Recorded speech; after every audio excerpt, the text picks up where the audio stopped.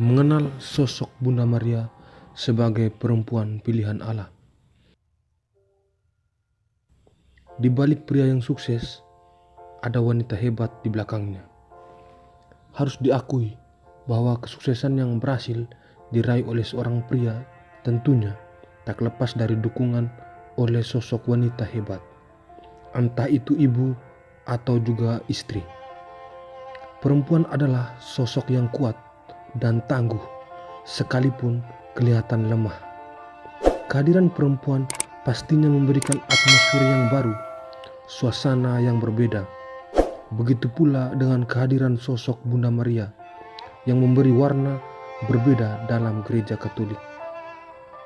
Maria memiliki kedudukan yang istimewa dalam sejarah tata keselamatan bagi umat gereja Katolik. Karena itu, ia sangat dihormati oleh gereja. Gereja Katolik bahkan memberikan begitu banyak penghormatan kepada Bunda Maria. Bayangkan bagaimana jika pada saat kedatangan malaikat Gabriel, Maria menolak untuk menerima panggilan itu. Apakah sejarah keselamatan manusia akan terlaksana seperti sekarang ini? Peran Maria dalam sejarah tata keselamatan tak tanggung-tanggung. Ia bukan saja hanya melahirkan dan membesarkan sang juru selamat layaknya orang tua pada umumnya, tetapi ia juga tetap setia mendampingi Yesus mulai dari awal karya Yesus di dunia, bahkan sampai pada titik terendah. Yesus sebagai manusia dihina, diolok, bahkan disiksa sampai wafat di kayu salib. Maria benar-benar membuktikan kesetiaannya.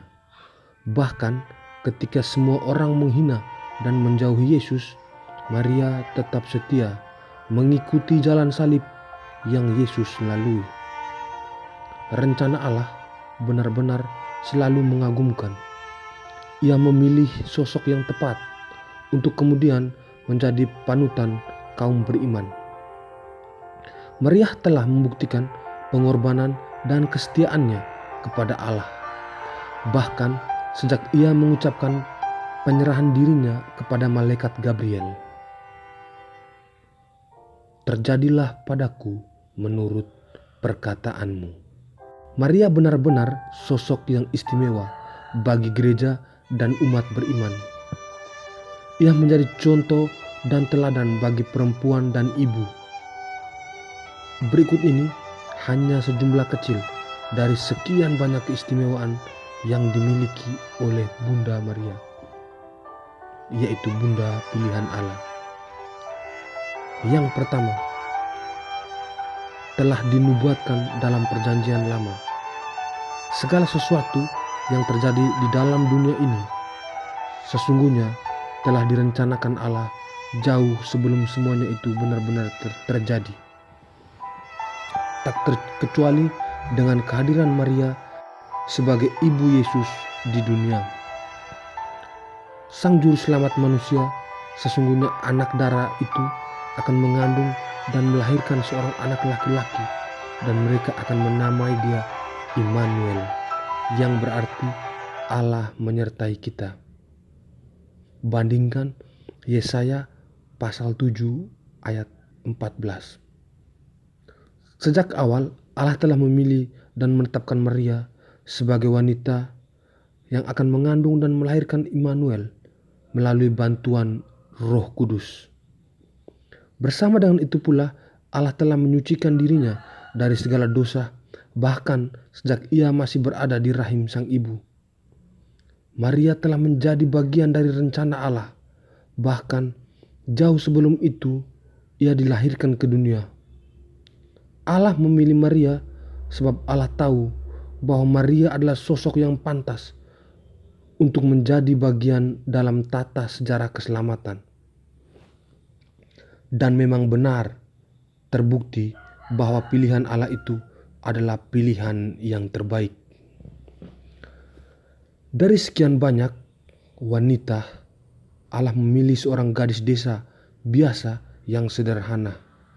Allah tidak memilih perempuan dari keluarga kaya atau keluarga bangsawan atau juga seorang ratu. Ia memilih gadis biasa untuk menunjukkan bahwa harta dan kekayaan tidak bisa menjamin keselamatan seseorang. Kebesaran dan keyakinan hati Maria dalam menjawab panggilan Allah menunjukkan bahwa Maria benar-benar sosok yang pantas. Ia tidak ragu sekalipun. Ia tidak tahu apa yang akan jadi ke depannya. Ia yakin bahwa Allah akan tetap menyertainya. Nomor 2. Maria, hawa baru pembawa keselamatan. Santo Ireneus mengatakan, ikatan ketidaktaatan Hawa dilepaskan oleh ketaatan Maria. Apa yang terikat oleh ketidakpercayaan Hawa dilepas oleh iman Maria. Hawa terperdaya oleh bujukan iblis sehingga ia tidak taat kepada kehendak Allah. Sedangkan Maria dengan ketaatannya percaya dengan semua ucapan malaikat Gabriel yang adalah utusan Allah. Dengan kata lain, Maria adalah Hawa yang baru yang tentunya berbeda dengan Hawa yang sebelumnya. Kehadiran Maria menjadi Hawa baru yang menyelamatkan. Bandingkan dengan kitab hukum kanonik Lumen Gentium 63. Jika keterlibatan Hawa yang dahulu membawa Adam jatuh ke dalam dosa sehingga menurunkan dosa asal kepada kita, maka keterlibatan Hawa yang baru inilah dengan melahirkan Yesus Kristus ke dunia untuk menghapus dosa manusia. Jika Hawa yang dahulu karena ketidaktaatannya mengantar kita pada kebinasaan, maka Hawa yang baru inilah yang kemudian mengangkat kita kembali melalui ketaatannya, melahirkan Sang Mesias ke dunia, menyelamatkan kita dan membawa kita bersama Adam yang baru pula, yaitu Yesus Kristus. Nomor 3. Maria diangkat ke surga. Maria yang sejak masih dalam rahim ibunya, Santa Ana, telah memperoleh kesucian, menjadikan ia sebagai perawan tanpa noda, tanpa dosa, atau dengan kata lain, tak ada satupun dosa yang melekat dalam diri Maria. Bunda perawan dari Tunggal Allah ini disebut sebagai Maria yang layak bagi Tuhan, yang tidak bernoda dari yang tidak bernoda, hanya satu-satunya. Atas segala yang telah Maria berikan dan lakukan, ia mendapat sesuatu yang sangat istimewa. Kesuciannya yang tanpa celah telah mengantar Maria terangkat ke surga beserta badan dan jiwanya, sehingga Maria tidak lagi merasakan siksa dan derita alam kubur. Akhirnya perawan tak bernoda yang tidak pernah terkena oleh segala cemar dosa asal, sesudah menyelesaikan perjalanan hidupnya di dunia, telah diangkat memasuki kemuliaan surga beserta badan dan jiwanya. Ia telah ditinggalkan oleh Tuhan sebagai ratu alam semesta supaya secara lebih penuh menyerupai putranya, Tuhan di atas segala Tuhan yang telah mengalahkan dosa dan maut. Dan yang keempat, penghormatan gereja kepada Maria. Gereja Katolik sangat memberikan penghormatan terhadap Bunda Maria dibandingkan dengan gereja dan agama yang lain. Penghormatan itu berupa doa-doa, devosi, novena, dan peringatan-peringatan gereja yang ditunjukkan kepada Santa Perawan Maria.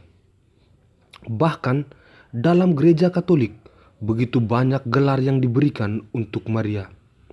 Dalam 1 tahun, ada 2 bulan yang dikhususkan gereja untuk mengenang dan menghormati Maria, yakni bulan Mei dan Oktober, yang biasa dikenal dengan bulan Rosario, di mana setiap hari umat berdoa Rosario dari rumah ke rumah selama sebulan penuh.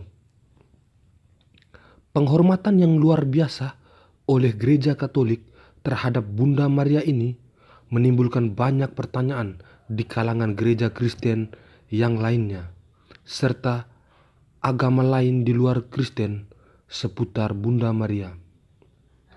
Bagi gereja, Maria memang sangat pantas mendapat penghormatan yang istimewa, sebab ia telah memberikan diri sepenuhnya, terutama dalam tata sejarah keselamatan bagi manusia. Gereja tiada hentinya mengalaminya dan menganjurkan kepada kaum beriman supaya mereka ditopang oleh perlindungan Bunda itu, agar lebih erat menyatukan diri dengan Sang Pengantara dan Sang Penyelamat. Bandingkan dengan kitab hukum kanonik Lumen Gentium nomor 62. Tepatlah bahwa ia dihormati oleh gereja dengan kebaktian yang istimewa. Memang sejak zaman kuno Santa Perawan Maria dihormati dengan gelar Bunda Allah, dan dalam segala bahaya dan kebutuhan mereka, umat beriman sambil berdoa mencari perlindungannya. Kebaktian umat Allah terhadap Maria meskipun bersifat istimewa, namun secara hakiki berbeda dengan bakti sembah sujud yang dipersembahkan kepada Sabda yang menjelma, seperti juga kepada Bapa dan Roh Kudus. Lagi pula, sangat mendukungnya ia mendapat ungkapannya dalam pesta-pesta liturgi dan dikhususkan untuk Bunda Allah, dan dalam doa Maria seperti doa Rosario yang merupakan ringkasan seluruh Injil. Pernah mungkin sesekali terlintas di pikiran kita pertanyaan, mengapa kita harus memberi penghormatan yang begitu besar terhadap Bunda Maria? Padahal sebenarnya dia hanyalah wanita beruntung yang menjadi ibu Yesus di dunia. Atau juga ada mungkin dari kita yang turut serta memberikan penghormatan kepada Bunda Maria dalam rupa doa dan devosi tanpa tahu sebenarnya kenapa hal itu harus dilakukan, dan hanya sekedar ikut-ikutan saja.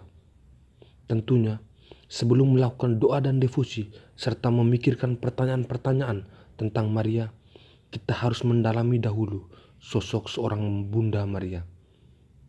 Ia bukan saja hanya sekedar seorang gadis yang beruntung kebetulan di mana dipilih oleh Allah menjadi ibu Yesus, tetapi ia telah dinubuatkan jauh sebelum Yesus lahir ke dunia. Artinya Allah memilih Maria bukan tanpa alasan, melainkan Allah sudah tahu pribadi Maria jauh sebelum ia dilahirkan ke dunia. Gereja sangat meyakini bahwa Maria merupakan perpanjangan tangan yang menghubungkan Yesus dan manusia, dan karena itu gereja sangat mendorong kita semua untuk senantiasa mendekatkan diri kepada Maria. Telah banyak bukti dan mujizat yang terjadi ketika seseorang berdoa dan sungguh-sungguh meminta pertolongan kepada Bunda Maria. Sebab kembali lagi kepada kodrat seorang ibu, bagaimanapun juga Maria tetaplah seorang ibu yang tak sampai hati membiarkan kita anak-anaknya berjuang sendirian. Layaknya seorang ibu, Bunda Maria juga pasti akan berusaha membantu dan merangkul anak-anaknya. Karena itu ia digelari sebagai Bunda Gereja. Oke, sekian dulu video dari kami. Terima kasih.